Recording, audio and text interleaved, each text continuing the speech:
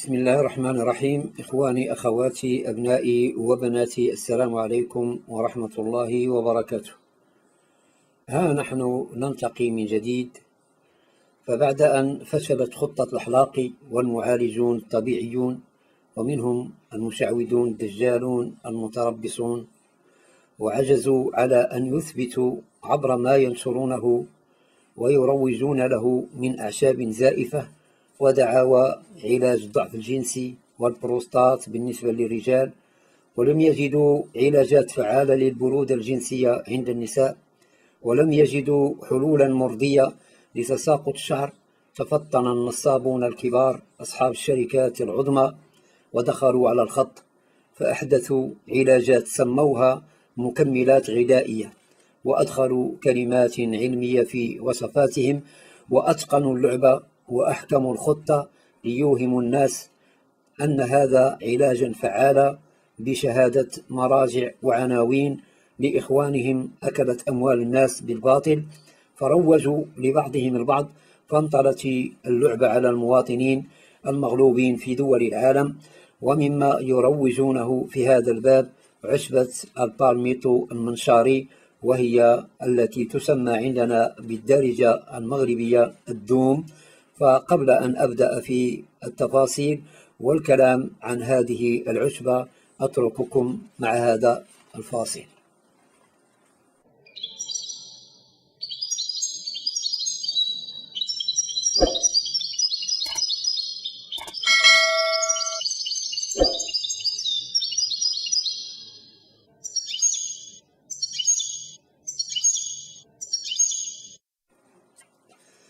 ينتمي الدوم إلى عائلة النخيليات غاليكاسياي، والتي تضم نحو من 2500 نوع.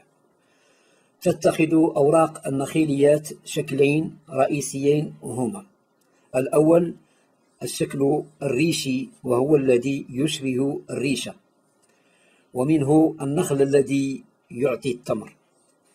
النوع الثاني الشكل الكفي المروحي، يعني مثل الكف ومثل المروحة، يعني بحال النشاشة ديال البرد. وهذا النوع من النخيل يسمى علميا الكاميروبس، ويسمى النخيل المروحي الأوروبي، ويدعى كذلك باسم نخيل حوض البحر الأبيض المتوسط المروحي القزم. وفي هذا النوع من النخيل، أعني الكاميروبس، نوعان منتشران في جنوب أوروبا بلياريس، إيطاليا، سردينيا، صقلية، إسبانيا، البرتغال، وجنوب فرنسا، وشمال إفريقيا، المغرب، الجزائر، تونس، وليبيا. ولا فرق بين النوعين إلا شيء يسير في لون الورقة، الأول أخضر فاتح والثاني أخضر داكن. وشجرة دوم شمال إفريقيا تشتهر كواحدة من أشجار النخيل القزم الأكثر ريفيا، ومنه الدوم المغربي. والدوم بصفة عامة هو شجيرة زاحفة يمكن أن يصل علوها إلى 3 أمتار وأكثر على حسب البيئة التي تنمو فيها. وعندنا بالمغرب يصل أحيانا علو الدوم إلى 1 متر وأكثر، وهذا جذع دومة عندنا بعين العودة يصل علوه إلى أكثر من 1 متر. أما الدومة كلها فيصل علوها بأوراقها 2 متر، فهي أطول مني، فمقاس 165 سنتيم. وهذه دومة أخرى متفرعة إلى 4 دومات يصل علوهم إلى أكثر من 1 متر، وهذه دومة زاحفة قزمة جذعها ملتصق بالأرض. والدوم يعيش طويلا، يصل عمر الدومة الواحدة إلى أكثر من 500 سنة، وهو دائم الخضرة.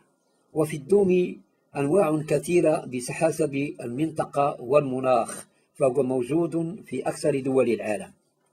يسمى عندنا البالميتو المنشاري في المغرب بالدوم، وهو الاسم المتعارف عليه عربيا وحتى ببعض اللغات كالفرنسية، ويسمى النخيل القزم والنخيل الزاحف، ويسمى بالفرنسية بالميينا وبالميي دوم، واسمه الإنجليزي سو بالميتو، يعني النخل المنشاري.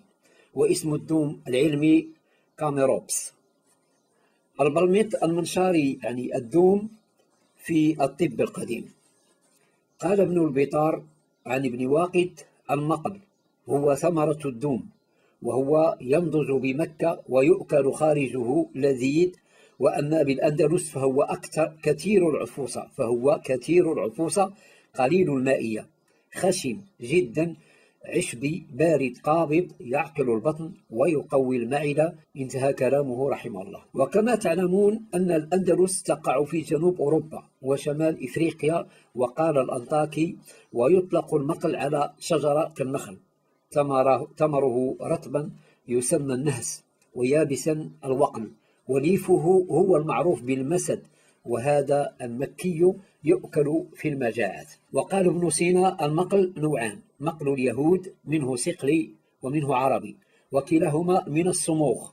وأما المكي فهو ثمرة شجرة الدوم، خواصه محلل حتى الدم الجامد، ملين منضج كاسر للرياح، ويعقل البطن ويفتت الحصاه. إذن فالبلميط المنشاري هو شجرة الدوم عندنا، والمنتفع به في الطب هو ثمرته. ولقد عرف الدوم في المغرب منذ القدم بعدة استعمالات، منها ما يؤخذ للتغذية كثماره المسماة الغاز، وجذور الأغصان المسماة بالجماخ، ومنها ما يؤخذ لصناعة الحصر والأشرطة والحبال بالأغصان، ومنها ما يصنع منه الخيام كالليف المستخرج من الجذوع مغزولا مع شعر الماعز، ومنها ما يصنع منه السلال والبرادع ولحشو المناضد، وكثير من الاستعمالات التقليدية. أما البلميط المنشاري الدوم في الطب الحديث فلقد أطنبوا وبالغوا في سرد منافعه، ولم يتركوا علة إلا وأدخلوه في علاجه لها، ولم يقتصروا على العلل البسيطة أو المتوسطة، بل أدخلوا حتى العلل المستعصية والعلل التي لا يمكن علاجها إلا بالعمليات الجراحية كمثل الصلع، وبعض أمراض الجهاز البولي والتناسلي كالبروستاتا. فسأسرد عليكم بعض مما كتبوا في منافعه. قالوا في الفوائد الصحية للبلميط المنشاري الدوم: علاج الضعف الجنسي، اضطرابات الكلى، سرطان البروستات، بناء العضلات، تعزيز صحة الجهاز المناعي، مقوي عام للجسم، يفيد ذوي الأجسام الهزيلة ولمن يريد زيادة في الوزن، يزيد في حجم أتداء النساء، يخفف من مشاكل الصلع عند الرجال، خيار معتمد للتعامل مع مشاكل البروستات المستعصية لدى الرجال، يقوي الانتصاب عند الرجال، يحفز الرغبة الجنسية عند الجنسين، محفز للجهاز المناعي، طارد للسموم. ينصح المدخنون والكحوليون باستخدامه لتعزيز وظائف الكبد والرئتين، يحافظ على معدلات التستوستيرون في الجسم، علاج اضطرابات النوم والأرق، يزيد كمية السائل المنوي، يقوي الذاكرة،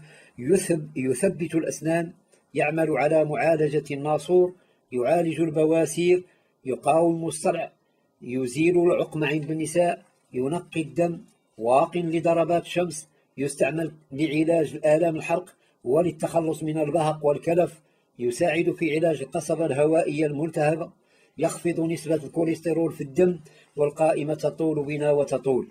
فكل هذه العلاجات لا يمكن أن تكون في عشبة واحدة ولو حتى في مركب أعشاب، فأنا في رأيي أستبعد كل هذا.